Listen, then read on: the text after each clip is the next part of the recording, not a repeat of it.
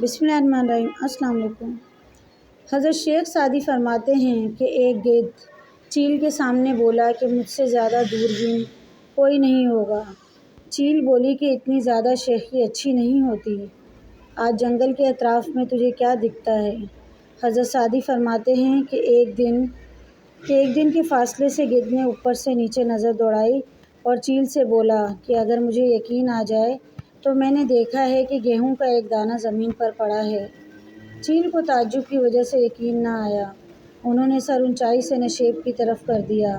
جب گدھ دانہ کے قریب پہنچا، اس پر لمبی قید چمٹ گئی اور وہ شکاری کے بچھائے ہوئے پھندے میں بری طرح پھنس گیا۔ وہ یہ نہیں سمجھا کہ اس دانے کے کھانے سے زمانہ اس کی گردن میں جال ڈال دے گا۔ چیل نے جب گدھ کو جال میں پھنسے دیکھا تو گدھ سے بولی، اس دانے کو دیکھنے سے کیا فائدہ جب تجھے دینے والے کے جال کی بینائی نہیں؟ سعدی فرماتے ہیں کہ وہ کہہ رہا تھا اور اس کی گردن پھنسی تھی کہ تقدیر سے بچاؤ مفید نہیں ہے، باوجود بچاؤ کے مقدر کا لکھا پیش کر رہا ہے۔ موت نے جب اس کا خون بہانے کے لیے ہاتھ نکال لیا تو تقدیر نے اس کی باریک بینی بند کر دی۔ جس پانی کا کنارہ موجود نہ ہو، اس میں تیراک کا غرور کام نہیں کرتا۔ مولانا مفتی محمد تقی عثمانی مدخلہ فرماتے ہیں، ایک مرتبہ میں جنوبی افریقہ میں کیپ ٹاؤن کے علاقے میں ریل گاڑی پر سفر کر رہا تھا۔ راستے میں ایک جگہ پہاڑی علاقے میں گاڑی رک گئی۔ ہم نماز کے لیے نیچے اترے۔ وہاں میں نے دیکھا کہ ایک خوبصورت پودا ہے۔ اس کے پتے بہت خوبصورت تھے اور وہ پودا بہت حسین و جمیل معلوم ہو رہا تھا۔ بے اختیار دل چاہا کہ اس کے پتے کو توڑ لوں۔ میں نے جیسے ہی اس کے پتے کو توڑنے کے لیے ہاتھ بڑھایا تو میرے جو رہنما تھے وہ ایک دم زور سے چیخ پڑے کہ حضرت، اس کو ہاتھ مت لگائیے گا۔ میں نے پوچھا کیوں؟